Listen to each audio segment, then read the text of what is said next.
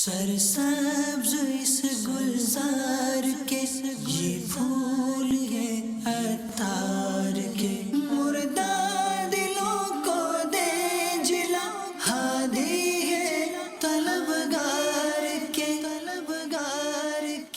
الحمدللہ رب العالمین والصلاة والسلام علی خاتم النبیین، اما بعد فاعوذ باللہ من الشیطان الرجیم، بسم اللہ الرحمن الرحیم، الصلاة والسلام علیک یا رسول اللہ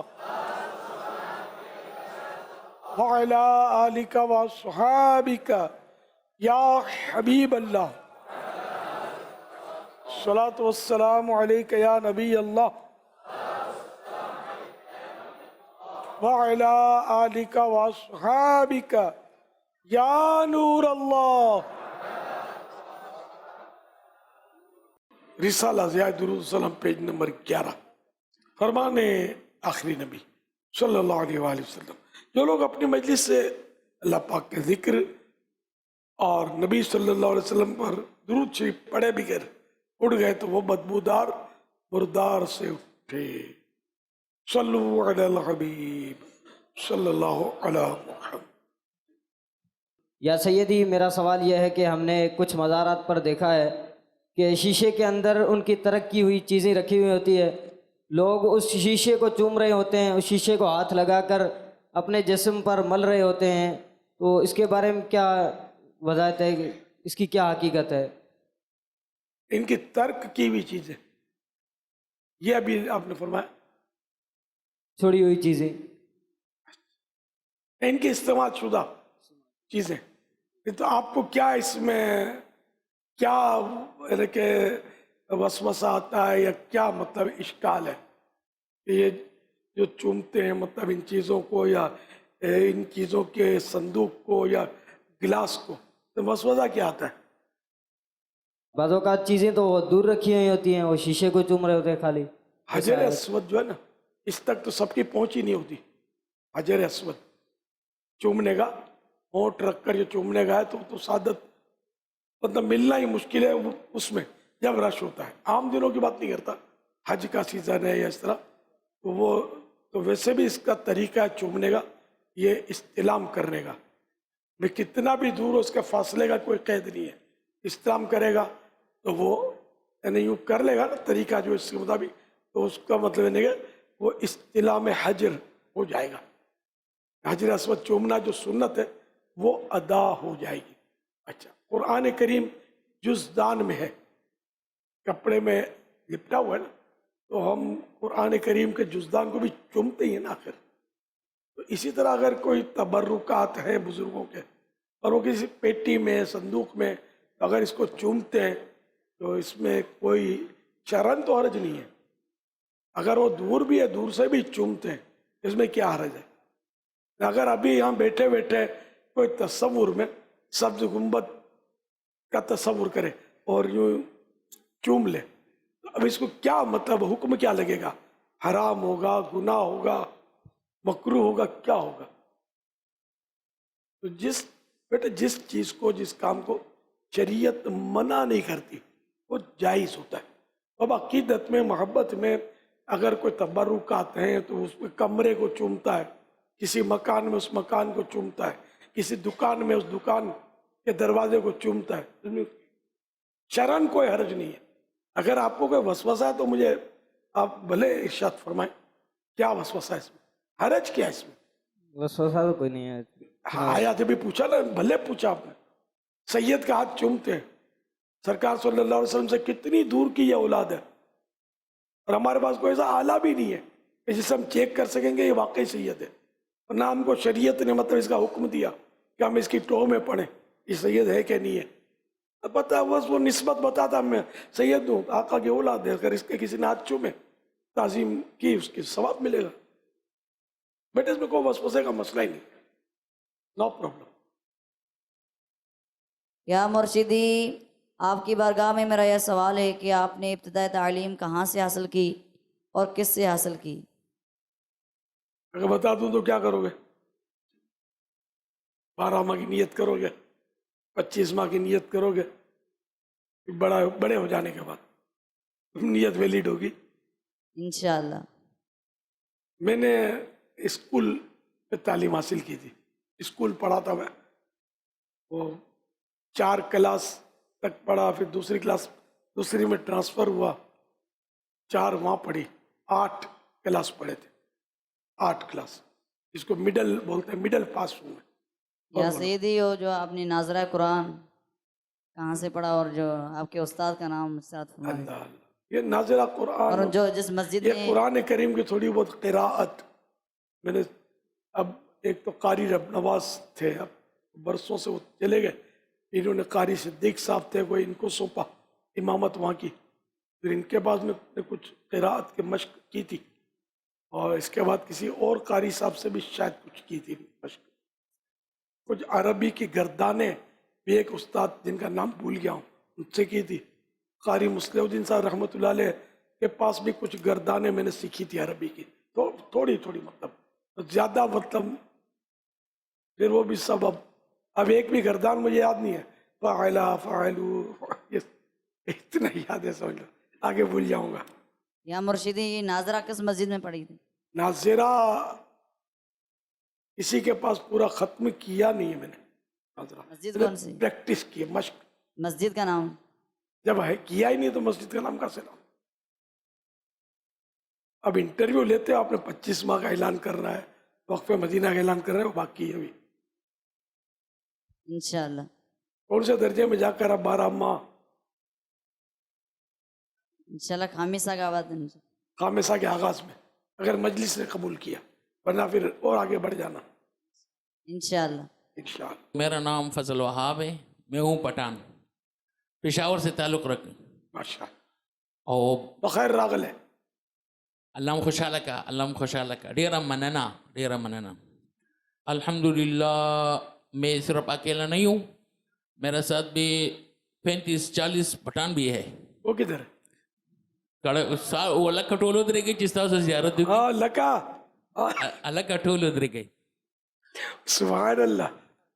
بخیر راغل ہے ماشاءاللہ. ڈیرا مننا. خوشی ہوگی ہم کو اللہ آپ لوگوں کو دیکھ کے ماشاءاللہ. مرحبا.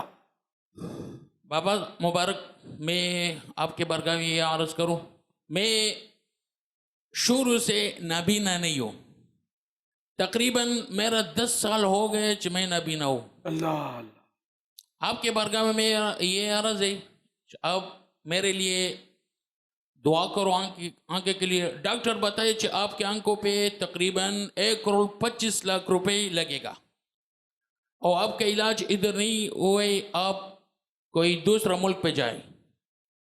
میں ہوں غریب آدمی, آپ کے بارگاہ میں یہ عرض کروں کہ بابا صاحب الحمدللہ میں اطراف علاقہ 12 ماہ, میرا تیسرا 12 ماہ شروع ہے. اللہ اللہ, کیا شان ہے آپ کے بارگاہ میں میرا یہ عرض ہے, آپ میرے لیے دعا بھی کرو اللہ. کہ اللہ میرے آنکھیں واپس آئے. اللہ نور مصطفیٰ کا صدقہ آپ کی جھولی میں ڈالے. آمین. دل بھی روشن کر دے, آنکھیں بھی روشن کر دے, پہلے سے بہتر روشن ہو جائے. آمین. اور سوال یہ ہے ہم بابا صاحب, ایک نابینا شخص اسلام کا کام کیسا کرے؟ جیسا آپ 3 سال سے کر ہی رہے نا, تو آپ کو بڑے تجربات ہوئے ہوں گے. جی. ماشاءاللہ. السلام علیکم ورحمۃ اللہ وبرکاتہ. وعلیکم السلام ورحمۃ اللہ وبرکاتہ.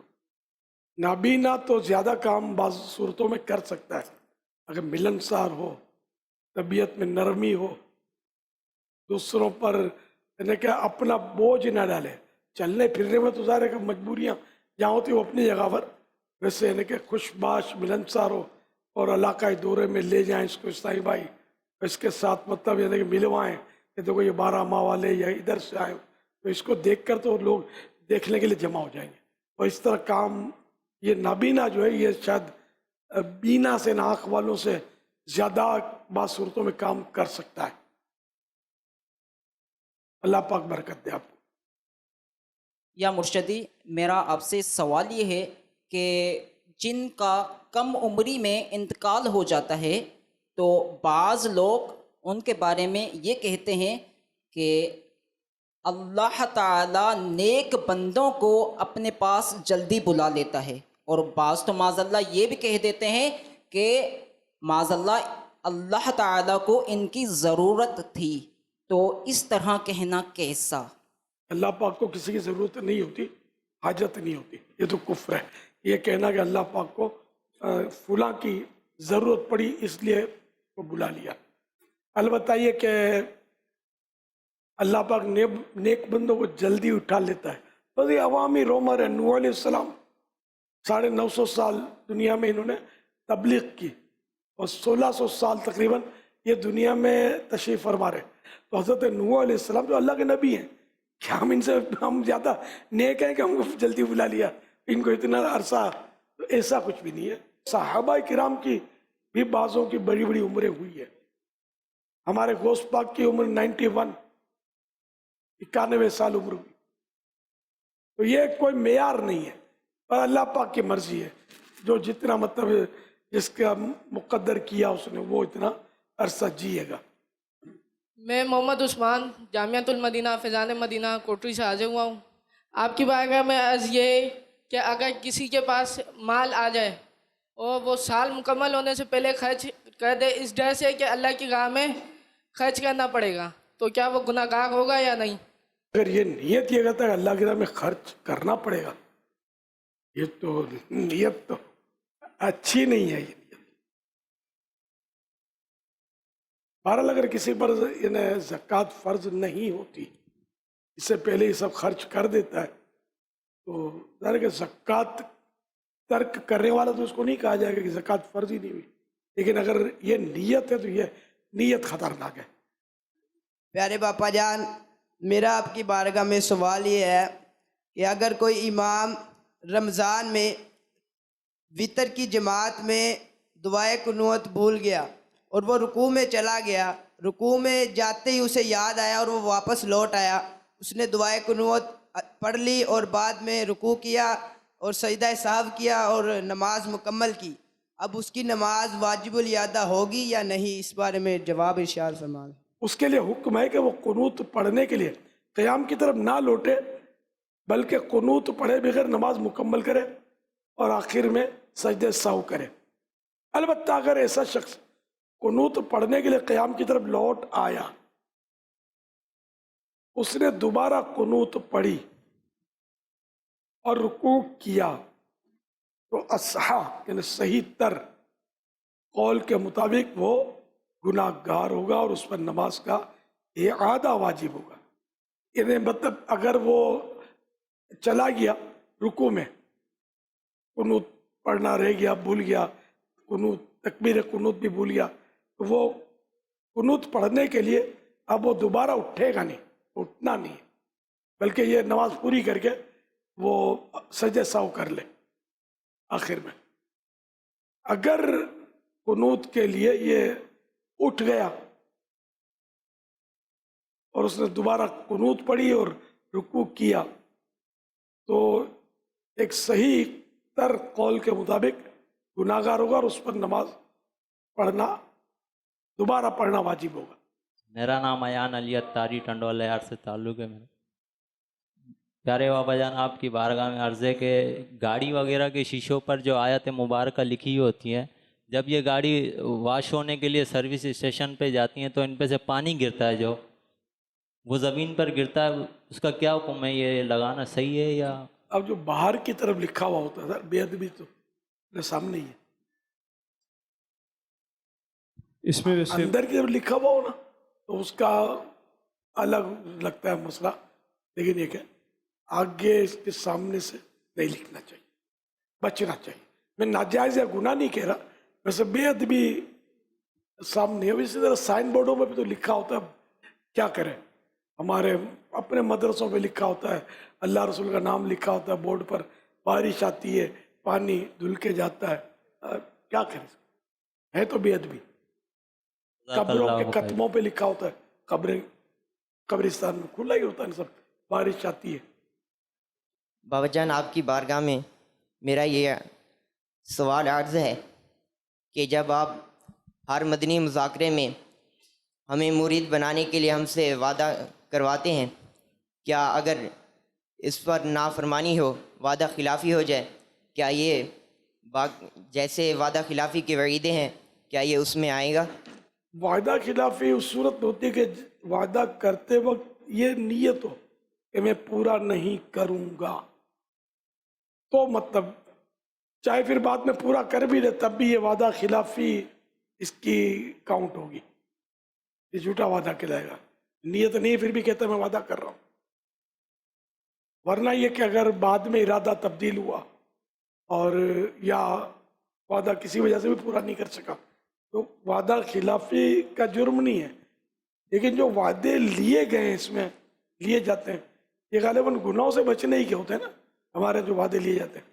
اب جو گناہ ہے وہ تو باقی رہے گا، اگر آپ وعدہ خلافی سے بچنا چاہتے ہیں تو گناہ سے تو بچ نہیں سکتے۔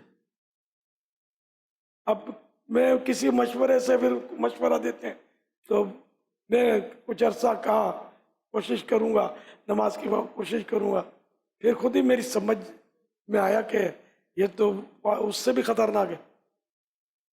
کوشش کروں گا یہ خود ایک اقرار ہے، میں کوشش کروں گا، اور کوشش کس نے کرنی ہے؟ کوشش نہیں کرے گا تو گناہ گار ہوگا۔ بولتے نا میں مدنی قافلے میں سفر کی کوشش کروں گا، یہ عام طور پہ کہتے ہیں، تو اب یہ سمجھتے ہیں کہ یہ وعدہ نہیں ہے، یہ وعدے سے زیادہ خطرناک ہے۔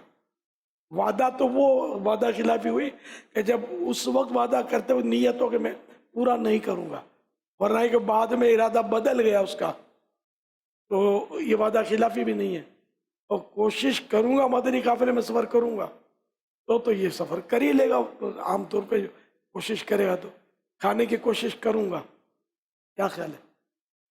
کھا ہی لیتا ہے نا بندہ۔ جی باپا میرا سوال آپ کی بارگاہ میں یہ ہے کہ علم لدنی کیسے حاصل کیا جا سکتا ہے؟ برائے کرم رہنمائی فرما دیں، جزاک اللہ خیرہ۔ علم لدنی اللہ پاک کی عطا ہوتی ہے، عطا سے ملتا ہے، کوشش سے نہیں ملتا۔ انبیاء کرام علیہ السلام کو علم لدنی تھا، اب اولیاء کرام کو بھی انبیاء کے فیض سے کسی کو مل جائے علم لدنی تو اللہ کی عطا ہے۔ میرا سوال یہ ہے جو دعوت اسلامی کا نام لیتے ہیں اور کام خراب کرتے ہیں ان کے لیے آپ کیا ارشاد فرماتے ہیں؟ کس کس سے پہنچیں گے اپنے یار؟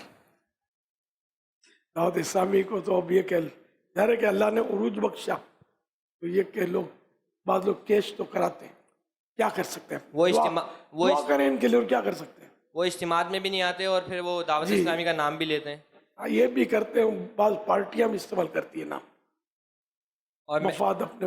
بہرحال تو اب یہ کہ ہم کس کس سے مقابلہ کریں گے، کیا کریں؟ اللہ سے اپنے ہدایت کی دعا کریں گے، لوگوں کو کوئی بھی دھوکہ نہ دے۔ ہماری دعوت اسلامی غیر سیاسی پارٹی ہے، مدنی پارٹی ہے، تو کوئی اس کے ذریعے مطلب کسی کو بھی دھوکہ نہ دے، اور جو بھی اگر کوئی ناجائز فائدہ اٹھاتا ہے دعوت اسلامی کا نام لے کر وہ ہے ہی گناہ گار۔ حال اس کا یہی ہے کہ کوئی اگر ایسا کرتا ہے تو انفرادی طور پر تو سمجھایا جائے، کوئی اور عیسائی بھائی بڑا ہو وہ اس کو سمجھا دے، یہی ہو سکتا ہے۔ ابھی تو بہت کچھ ہوگا، بڑے بڑے فوٹو میرے نظر آئیں گے جگہ جگہ یا بعض جگہ پر اب بھی آ رہے ہیں، تو یہ حالانکہ میں اس کا قائل ہوں کہ عکسی تصویر جو علماء جائز بولتے ہیں یہ ڈیجیٹل فوٹو، باقی جو پینا فلیکس پر یا بنا کر تو یہ تو ویسے ہی حرام ہے وہ فوٹو تصویر، لیکن لوگ کر رہے ہیں، استعمال کر رہے ہیں۔ اللہ سب کو ہدایت دے۔ کہیں بھی میری تصویر دیکھیں، میرا نام دیکھیں کہ اس کا سپورٹ کا اعلان کر دیا، اس کے سپورٹ کا اعلان کر دیا، تو ابھی سے میں اس کی تردید کرتا ہوں۔ میں دعوت اسلامی والا ہوں۔ صلو علی الحبیب صلی اللہ علی محمد۔ حضور آپ کی بارگاہ میں یہ عرض ہے کہ کسی شخص پر جنات کے اثرات ہیں، کوئی عام بندہ اس پر دم وغیرہ کر سکتا ہے؟ دم تو کر سکتا ہے، روکنا کس نے ہے؟ اور اگر اس نے دھما دھم کر دی نا جنات نے تو پھر مشکل کھڑی ہو سکتی ہے۔ حضور پھر ہم کون سا دم کریں؟ کسی دم کرنے والے سے رجوع کریں۔ بیمار ہوتا ہے تو اگر آپ خود اس کو ٹیبلٹ دے دیں گے، بیمار کہیں اور نکل گیا تو مشکل ہو جائے گی نا۔ जो आमिल होता है ना वो उसका दम, खाली ये दम हमको लगता है फूंक मारी, इसकी ज़कातें होती हैं कि बाकायदा ज़कातें होती है, इसकी पूरी ट्रेनिंग, हर सूरत में दम की ट्रेनिंग नहीं होती, ट्रेनिंग होती है। फिर इसका हिस्सार पढ़ने वाला हो। हम लोग दम तो करते रहते हैं लेकिन हिस्सार इसके पढ़ने चाहिए। कुछ ऐसे औराद होते हैं, अपने शजरे में भी हैं कि वो औराद पढ़ता रहे, हिस्सार पढ़ता रहे, तो इस तरह ये कि दम करने में थोड़ा बचत होगी। है ना, दम करने से क्या होता है कि बाज़ वक्त वो रिवर्स होता है, किसी को मतलब नज़र लगी हुई है, हमने दम किया तो हो सकता है उसकी नज़र के असरात हम पर आए, उसको जादू है, हमने फूंक मार दी, हो सकता है उसके जादू के असरात हम पर आए। जिन है, हो सकता है वो हमारे पीछे लग जाए। ये खतरात, ये दम करने में मैं खुद मतलब बच ही नहीं सकता, दम करता रहता हूँ। लेकिन खैर अल्हम्दुलिल्लाह कुछ ना कुछ हिसार की भी तरकीब है, वो जो सुन्नत हिसार है हदीस पाक में, वो मैं अल्हम्दुलिल्लाह बहुत कम ही नागा होता है मैं पढ़ता हूँ। आसान है, ज़्यादा मुश्किल नहीं है, आदत बना लेंगे तो हो जाएगा। 4-5 मिनट का काम है, मुझे करीबन 6 मिनट लगते हैं। तो ये सोते वक्त दोनों हाथ यूँ फैलाकर कुल हुवल्लाह शरीफ, सूरह फलक और सूरह नास, शुरू में आऊज़ो, हर सूरत से पहले बिस्मिल्लाह पढ़नी होती है, ठीक है ना, ये पढ़ ली, दम करके आगे से शुरू किया, और ये जहाँ तक जिस्म पर हाथ पहुँचता है फेर लिया, फिर इस तरह इस तरह इस तरह, ये हर तरफ मतलब जहाँ जहाँ तक हाथ पहुँचता है यहाँ ये हाथ फेर ले, फिर दूसरी बार। अब एक बार आऊज़ो पढ़ चुका तो दूसरी बार जरूरत नहीं है, लेकिन बिस्मिल्लाह हर सूरत से पहले पढ़नी है। ये पढ़ कर ये 3 बार ये करेगा, पहली बार किया ना, इसे तो 3 बार करे, ये हो गया हिसार। प्यारे आका सल्लल्लाहु अलैहि वसल्लम की सुन्नत भी है, बेहतरीन हिसार। किसी को नींद उचट जाती हो, कोई गला दबाता हो, कोई मतलब परेशान करता हो, खींचता हो, बाज़ औक़ात नींदों में इस तरह की कैफियत होती हैं, तो इंशाअल्लाह ये हिसार पढ़ेंगे ना तो ये कैफियत ख़त्म हो जाएंगी या कम हो जाएंगी। फिर पढ़ते रहे, हिम्मत ना आ रहे, चाहे बरसों गुजर जाए, पढ़ते नहीं, डेली अपना मतलब सब, ये अपने शजरे शरीफ में तरीका लिखा ही है, इस पर अमल करेंगे इंशाअल्लाह तो फ़ायदा होगा। लेकिन फिर भी मैं ये नहीं कहूँगा आप लोगों को दम करते रहे, कुछ पता नहीं है। एक तो पढ़ने की गलतियाँ, दूसरा ये कि बाज़ वक़्त जिन्नात बहुत पावरफुल होते हैं और ये खुद अमलियात जानते होते हैं, ये अमल, ये खुद अपने फिर अमलियात यानी ऐसे पावरफुल होते हैं, बाकायदा नाम ले लेकर चैलेंज करते हैं, फलां को बुला लो, फलां को बुला लो, मैं नहीं जाऊँगा, इस तरह करते हैं।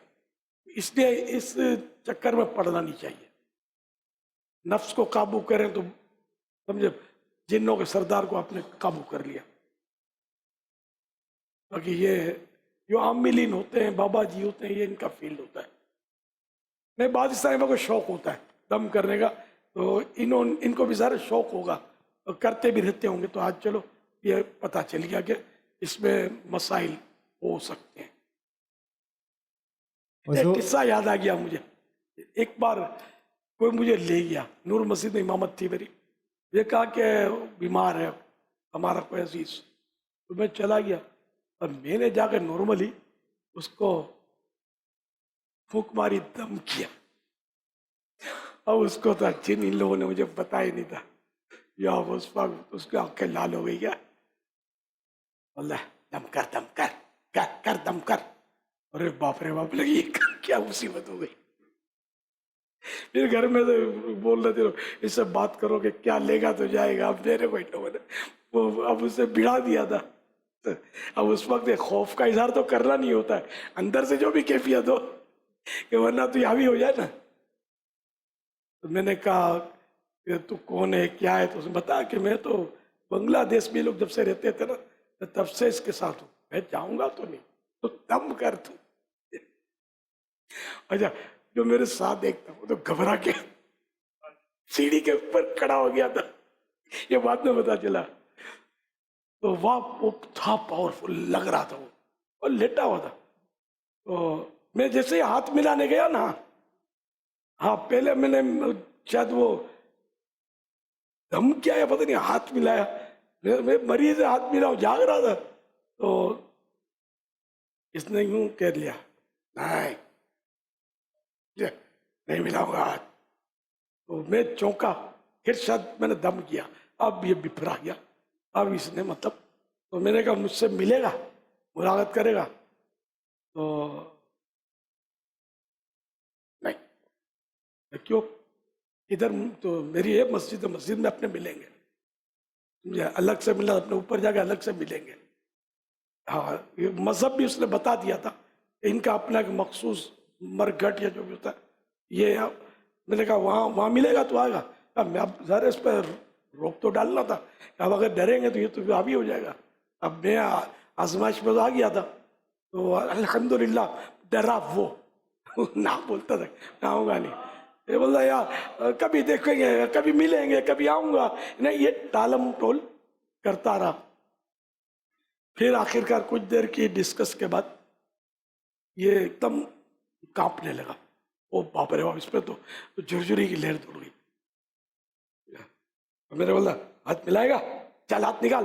میں یوں کیا تو اس نے یوں کیا، یوں کرنے کے بعد ٹھنڈا ہو گیا، ٹھنڈا ہو گیا. اور پھر اوہو مولانا، اچھا یو کھاؤ.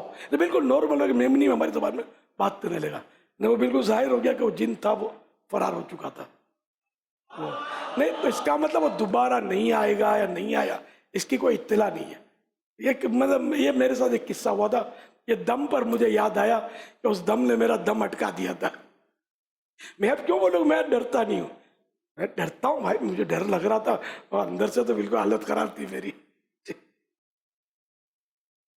لیکن الحمدللہ مطلب ایسے موقع پر یہ بھی ایک سیکھنے کو ملا کہ وہ گھبراہٹ کا اظہار نہیں کرنا چاہیے، ورنہ وہ ہم گھبرائیں گے نا. کوئی بھی دنیاوی دشمن، انسان بھی دشمنوں کو ہم جتنا ڈریں گے نا تو وہ زیادہ روب اور برم مارے گا. لیکن موقع کی مناسبت سے ڈیل کرنا چاہیے معاملات کو. صلو علی الحبیب صلی اللہ علیہ محمد. آپ فرما رہے ہیں کہ وہ ساتھ والا دوڑ کے اوپر سیڑھی پہ چڑھ گیا؟ وہ جو میرے ساتھ ایک تھا، جو لایا تھا وہ نہیں، جو دوسرا نہیں. دوست ہوتے کبھی کبھی تو ہم 2 جانے گئے تھے، 2 اس وقت اکٹھے ہوں گے، اور جو لے گیا وہ میرا مقتدی تھا. تو وہ مطلب یہ نہیں کہ وہ تو میں اس نے بعد میں اس نے بتایا، میرے کو سچکا پڑتا ہی نہیں تھا، میں تو بس گیا تھا، میں تو نہ آگے بڑھ سکتا تھا نہ پیچھے ہٹ سکتا تھا. عزت کا بھی سوال تھا، نہیں تو ہنستے لوگ، مزہ اڑاتے کہ مولانا ڈر گیا بھاگ گیا، یہ بھی نہیں کرنا تھا. تو خیر وہ اس نے میرے کو بتایا کہ یار میں تو ڈر گیا تھا، بھاگ کے سیڑھی پہ کھڑا ہوا تھا، تو لگا ہوا تھا. اب ایک طرف تو وہ دوڑ کے اوپر چڑھ گئے، اور آپ فرما رہے ہیں کہ گھبراہٹ کا اظہار بھی نہیں کرنا، اور نام بھی جن ہے. میں گفتگو کی ہے، اللہ نے ہمت دی مجھے. میں حالت خراب تھی، میں صحیح بولتا ہوں، یوں کیا نا تو میری تو سارے بدن میں جھرجھری کیسی لہر دوڑ گئی. اب پتہ نہیں کیا ہوگا. صلو علی الحبیب صلی اللہ علی محمد. تھر تھر آتے ہیں سبھی جنات تیرے نام سے، ہے تیرا وہ دبدبا یا غوث اعظم